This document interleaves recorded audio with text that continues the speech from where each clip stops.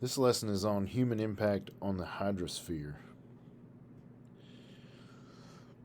All humans depend on water. Drinking should probably be the first thing on this list, but here it explains we need it for bathing, drinking, cooking, washing, and more.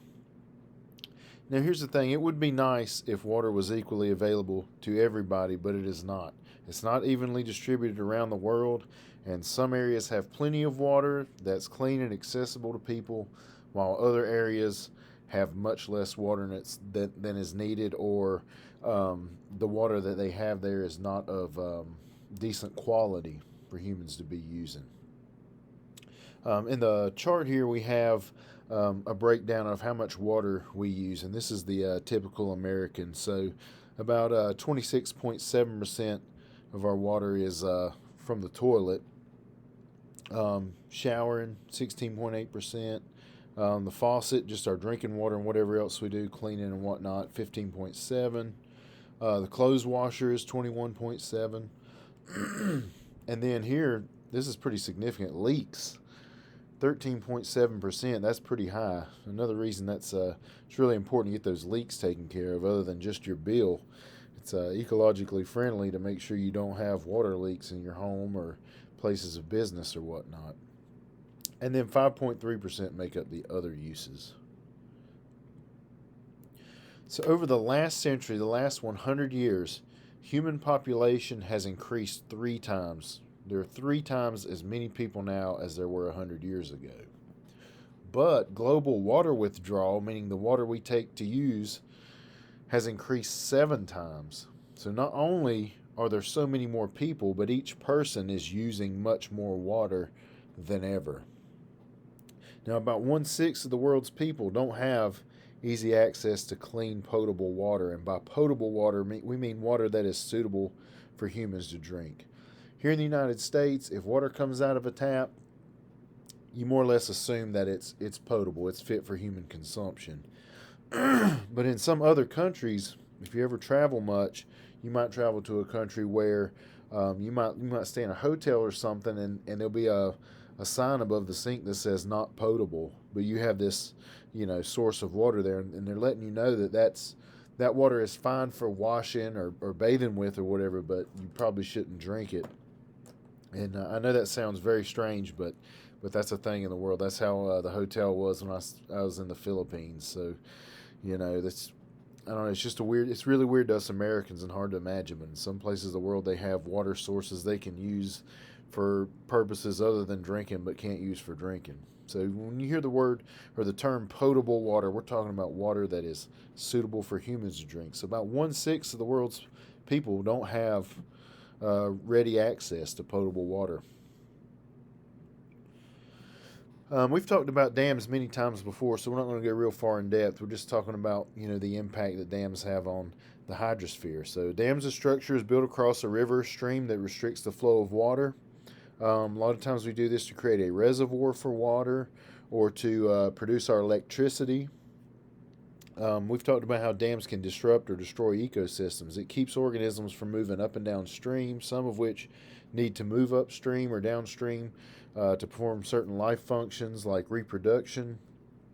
Also, this holds nutrients back from moving downriver or downstream, which is something that needs to occur. And then furthermore, back behind the dam where we're holding water back, a lot of times that water can get warmer than it would if the river was allowed to flow freely, and that can lead to overgrowths of algae or bacteria, which can choke up the oxygen of the water and kill other marine organisms.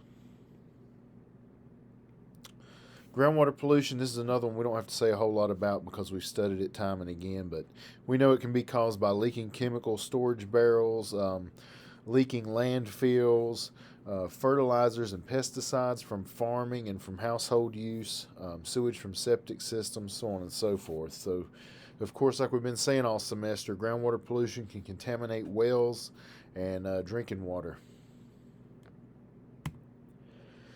All right, here's one we haven't talked about before, saltwater intrusion. This is a problem that can occur in coastal areas. And this is the movement of saline or salty water into a freshwater aquifer. This often happens when coastal wells, where you have a well dug into the um, freshwater part of the aquifer, you take out too much and you start pulling salt water from underground, from the ocean towards and into the freshwater aquifer. This can also happen when you have a huge storm surge from a hurricane.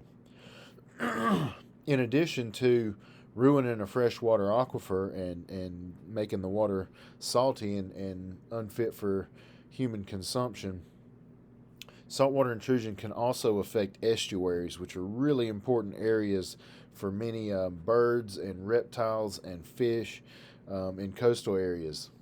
Estuaries have what they call brackish water. It's not totally fresh, but it's not as salty as the ocean water.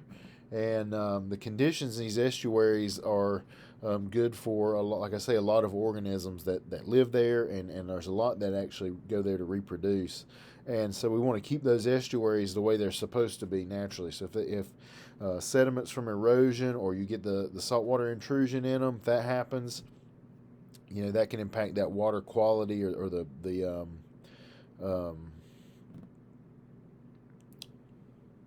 the salinity of the water. Like I said, it needs to be of that brackish quality. So that can be a major problem.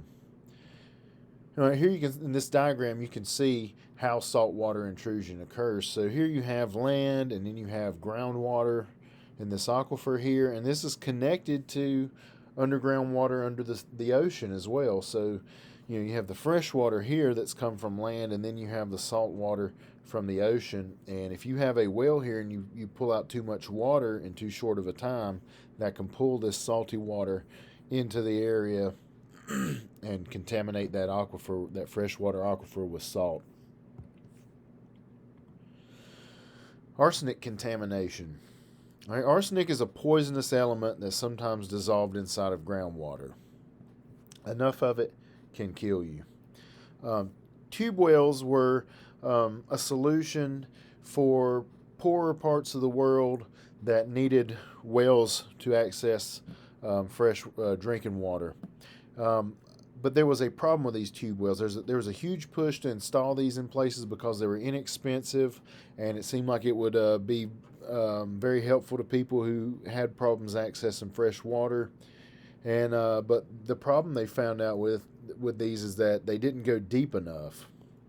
So you're extracting water from too shallow, and a lot of times they were bringing up water that was contaminated with arsenic, and this led to the poisoning of many people before they found out that the tube wells are not good. We need to stop using these. We need to stop, and we found since that wells need to be dug deeper than about 150 meters deep, and that's really the only way to ensure against the any possible arsenic poisoning happening. So you may hear about this if you read anything about history and the history of aid from more modern industrialized nations to poorer, less developed nations. All right, coastal water. We've kind of talked about this before with oil spills and non-point source pollution that comes from vehicles and other everyday sources. Regions close to the shore are easily affected by pollution. So 50% of the U.S. population lives near a city. Pollutants from cities often end up in the oceans. Oil spills, like we were saying, are also a potential hazard due to oil rigs and tankers in the Gulf of Mexico. An example I've used in class before is the Gulf oil spill of 2009.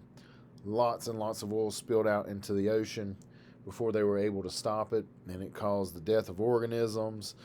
Severe economic impact, like the slide says here, because many of those coastal areas were tourist towns, and tourists don't want to come to beaches that have tar balls and dead animals washing up. Furthermore, this harmed fishing operations. You can't really eat fish and shrimp and other seafood that is contaminated by oil spills. And the same is true for other contaminants that could end up in the water. Maybe that kind of pollution is not as obvious as our big oil spills, but the impact can be similar in terms of the health impact. Eating fish that's contaminated. All right, water conservation. From the first day in class, we talked about the need to save water, and that ways to do that are to use low flow toilets and showers. I mentioned before that the shower heads are really easy and inexpensive to replace. Sometimes the power company will give them to you for free because they're more efficient. And they also they cut down on how much your hot water heater has to work because they're low flow. It doesn't use so much hot water. And your hot water heater doesn't have to use as much energy to heat water as you're using less hot water. The low flow toilets, we talked about how those can be expensive. Most modern toilets are considered to be low flow when compared to older ones. But at the same time, we talked about how a cheap fix is to take a bottle of water and fill it with sand and put that in the tank, and therefore the toilet tank fills up without requiring so much water, and this can make it a low flow toilet. As we said earlier, you should check plumbing for leaks and make sure there's no leaks. That'll save you money, and like we're saying, it's good for the environment, good for water conservation. Use garden hose nozzles. Most people do this anyways. You have the little spray nozzle. It looks like a little gun. That's good because you can use the water when you need to, and you can stop the flow when you don't need it, instead of it just flowing the whole time that you have the hose on. Using mulch around your trees and plants. This can hold moisture down near the roots of the plants, and less will evaporate after watering, and this can help save water as well.